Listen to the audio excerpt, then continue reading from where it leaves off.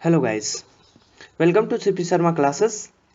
आज हम पढ़ने जा रहे हैं, हमारा जो नेक्स्ट एमसीक्यू है वो है आपका अंतःप्रद्रवी जालिका, जिसे हम एंडोप्लाज्मिक रेटिकुलम भी कहते हैं। तो पहला जो क्वेश्चन है वो है हमारा, अंतःप्रद्रवी जालिका का कार्य नहीं है। तो इनमें से कौन सा कार्य अंतःप्रद्रवी जालिका का नहीं है? तो इसका जो करेक्ट आंसर होगा वो होगा डी।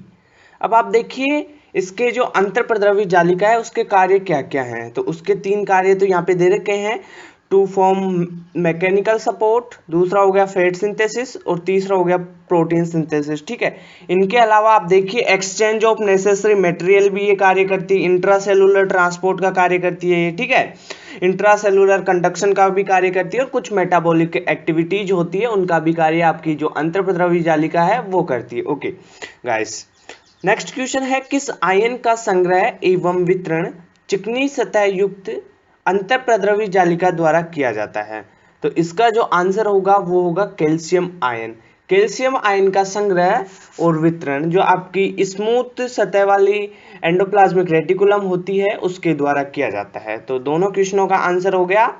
अब नेक्स्ट क्वेश्चन है आपका, स्टेरॉइड हार्मोन का संश्लेषण कोशिका में किस रचना के द्वारा किया जाता है? ठीक है गाइस, तो आप देखिए इसके जो आंसर होगा वो होगा आपका ट्यूब्यूल्स। ओके, यानी स्टेरॉइड हार्मोन का संश्लेषण जो एंडोप्लाज्मिक रेटिकुलम है उसकी ट्यूब्यूल्स के द्वारा होता है। ओके, फोर्थ क्वेश्चन है, खुरदरी सतह वाली अंतःप्रद्रवी जालिका में मुख्यतः पाए जाते हैं, यानी इन rough surface endoplasmic reticulum mainly found are. तो खुरदरी सतह वाली अंतःप्रद्रवी जालिका में क्या पाए जाते हैं ज्यादातर? तो इसका जो आंसर होगा वो होगा सिस्टनी। जो आपकी खुरदरी सतह वाली अंतःप्रद्रवी जालिका है उसमें सिस्टनीज बहुत ज्यादा पाई जाती है, यानी मेन रूप से इसमें सिस्टनीज ही पाई जाती है। ओके गाइस, फिफ्थ क्वेश्चन है, प्रोटीन संश्लेषण करने वाली कोशिकाओं में अंतःप्रद्रवी जालिका से संबंध निम्न में से कौन सी रचना अधिकता से पाई जाती है? यानी इनमें से कौन सी जो स्ट्रक्चर है, या सिस्टनी, वैस्यूल या ट्यूब्यूल्स, इनमें से कौन सी स्ट्रक्चर आपकी प्रोटीन संश्लेषण करने वाली जो एंडोप्लाज्मिक रेटिकुलम है, यानी प्रोटीन संश्लेषण कौन करेगी? तो आप आइडिया लगाइए, जो आपकी रफ एंडोप्लाज्मिक रेटिकुलम है वो ही प्रोटीन संश्लेषण करती है, क्योंकि उसमें राइबोसोम होते हैं। ओके, तो राइबोसोम वाली जो आपकी एंडोप्लाज्मिक रेटिकुलम है उसमें सबसे ज्यादा क्या पाए जाएंगे? तो इसमें पाए जाते हैं आपके सिस्टनी एंड ट्यूब्यूल्स, यानी आंसर हो गया सी, सिस्टनी एंड ट्यूब्यूल्स, सिस्टनी और नलिकाएं। जो आपका 6th क्वेश्चन है वो है, खुरदरी सतह वाली अंतःप्रद्रवी जालिका रहती है। जो आपकी खुरदरी वाली सतह वाली मतलब RER होगी, जिसपे राइबोसोम पाए जाते हैं। तो वो कोशिका कैसी होती है? वो होगी बेसोफिलिक। ओके, तो बेसोफिलिक प्रकार की होती है आपकी rough endoplasmic reticulum. Okay guys, next question है, यकृत कोशिकाओं में निराविषीकरण का स्थल है। निराविषीकरण का मतलब जो आपका डिटॉक्सिफिकेशन, यानी जो विष है उसको हटा देना।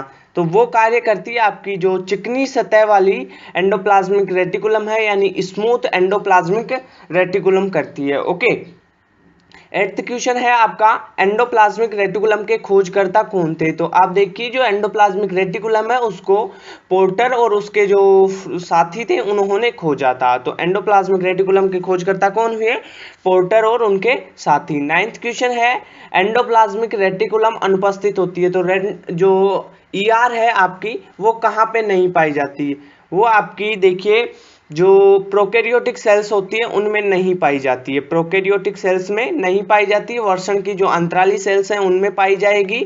ओके, तो और प्लाज्मा सेल्स में भी, और उपरोक्त सभी में। तो ये तो गलत हो गया आंसर। तो इसका आंसर होगा प्रोकैरियोटिक कोशिकाओं में, जो एंडोप्लाज्मिक रेटिकुलम प्रोकैरियोटिक कोशिकाओं में नहीं पाई जाती है। ओके, नेक्स्ट क्वेश्चन है, यूकैरियोटिक कोशिकाएं जिनमें अंतःप्रद्रवी जालिका अनुपस्थित होती है। भाई, कुछ यूकैरियोटिक सेल्स ऐसी भी होती है जिनमें आपके एंडोप्लाज्मिक रेटिकुलम नहीं पाई जाती। तो वो कौन सी सेल्स हैं जिनमें एंडोप्लाज्मिक रेटिकुलम नहीं पाई जाती है? ओके, तो इसका आंसर है आपकी जो परिपक्व इरिथ्रोसाइट उनमें भी नहीं पाई जाती, विभज्योतक की कोशिकाओं में भी नहीं और ल्यूकोसाइट में भी नहीं पाई जाती। तो इसका जो करेक्ट आंसर होगा वो होगा D. Okay, correct answer is D. तो यूकैरियोटिक कोशिकाएं जिनमें अंतर्पद्रव्य जालिका अनुपस्थित होती है वो होगी आपकी परिपक्व इरिथ्रोसाइट, विभज्योतकी कोशिकाएं, ठीक है, मेरिस्टेमेटिक सेल्स, ल्यूकोसाइट्स।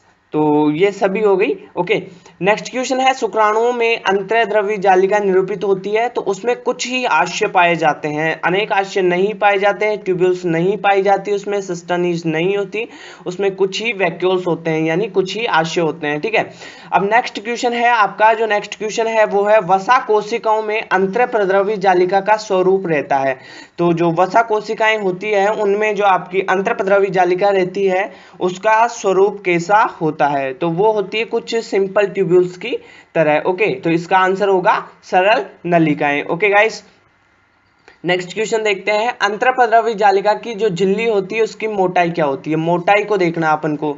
ठीक है, तो हम देखें तो इसकी जो मोटाई होती है 5 से 6 nm होती है। nm का मतलब नैनोमीटर होता है। ओके, तो आपको अगर क्वेश्चन पूछा जाए कि एंडोप्लाज्मिक रेटिकुलम की जो मेम्ब्रेन होती है उसकी थिकनेस कितनी होती है, तो उसकी थिकनेस होती है 5 से 6 नैनोमीटर की। ठीक है, नेक्स्ट क्वेश्चन है राइबोसोम अंतर्प्रद्रव्य जालिका से संलग्न रहता है। ठीक है, तो ये होगा आपका ग्लाइकोप्रोटीन से। ओके, तो answer is glycoprotein. Next question है ग्लाइकोप्रोटीन पे ही है। ग्लाइकोप्रोटीन जो राइबोसोम को अंतर्प्रद्रव्य जालिका से संलग्न रखते हैं तो उनको क्या बोलेंगे हम? राइबोफोरिन्स बोलते हैं।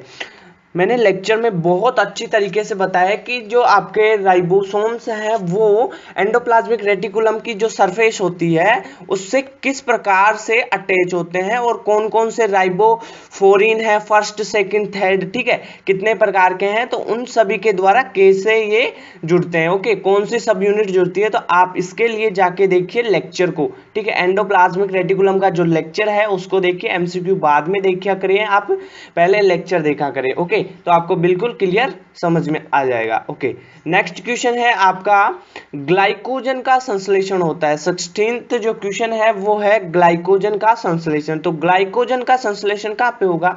आप देखिए एसईआर पे तो होने से रहा नहीं होगा, आरईआर पे भी नहीं होगा, लवक में तो होगा ही नहीं, तो ये होगा ग्लाइकोसोम हो गया आंसर आपका। 16 का आंसर हो गया सी। ओके, अब देखते हैं कुछ नेक्स्ट क्वेश्चन, बहुत अच्छे अच्छे क्वेश्चन है।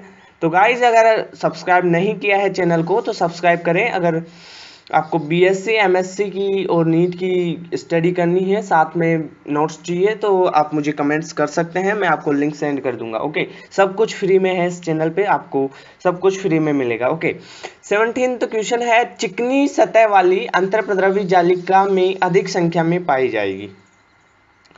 तो इसका जो आंसर होगा वो होगा आपका पास नलिकाएं और आशय, जो आपकी ट्यूब्यूल्स और वैक्यूल्स होती है वो चिकनी सतह वाली जो एंडोप्लाज्मिक रेटिकुलम होती है उसमें ज़्यादा पाई जाती है। तो इसका जो आंसर है आप देखिए एसईआर। एसईआर में क्या होगी? नलिकाएं और आशय हो गए। ओके, हाँ सॉरी। तीव्र गति से विभाजन करने वाली कोशिकाओं में अंतर्द्रव्य जो नलिका होती है वो कैसी होती है? ठीक है, तो वो होगी आपकी अल्प विकसित होती है। राइट, नेक्स्ट क्वेश्चन है कोशिका झिल्ली से अंतर्वलन द्वारा विकसित कला तंत्र होता है। जो membrane system developing from infolding of plasma membrane is, वो होगा आपका endoplasmic reticulum. This is ER. Endoplasmic reticulum को क्या बोलते हैं अपन? ईआर बोलते हैं। ओके, तो ध्यान रखना। नेक्स्ट क्वेश्चन है 20 क्वेश्चन है यकृत में निराविषीकरण का स्थल होता है। तो यकृत में जो निराविषीकरण का स्थल होगा वो क्या होगा? वो होता है आपका एसईआर। ओके,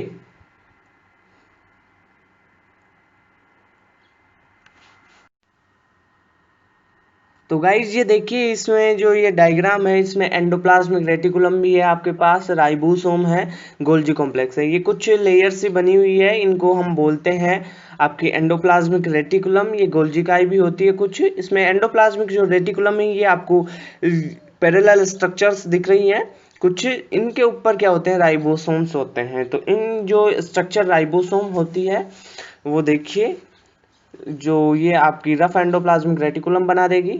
अगर गाइस आप यूपीएससी की तैयारी कर रहे हैं और यूपीएससी में आपको मेन सब्जेक्ट जूलॉजी या केमिस्ट्री बॉटनी है तो आप मुझे मैसेज कर सकते हैं, कमेंट्स कर सकते हैं, तो मैं आपको जो यूपीएससी के लिए मैंने जो वीडियोस बनाए हैं मेन वीडियोस जो, तो वो वीडियोस मैं आपको शेयर कर दूंगा। ओके गाइस, तो थैंक यू। अगर आपने सब्सक्राइब नहीं किया है चैनल को तो सब्सक्राइब करिए। यहाँ पे सब कुछ आपको फ्री में मिलेगा। बीएससी की जो कोचिंग है वो फ्री में मिलती है, एमएससी की फ्री में मिलती है, साथ में आपको नीट की जो कोचिंग है वो भी फ्री में मिलती है। सारे वीडियोस यहाँ पे चैनल पे डले हुए हैं, तो गाइस आप देख लीजिएगा। Okay, so bye bye, tata. Next video में मिलते हैं गाइस। सब्सक्राइब जरूर करना, बेल आइकन को जरूर दबाएं तो हर नोटिफिकेशन आपको मिलती रहेगी। Okay guys.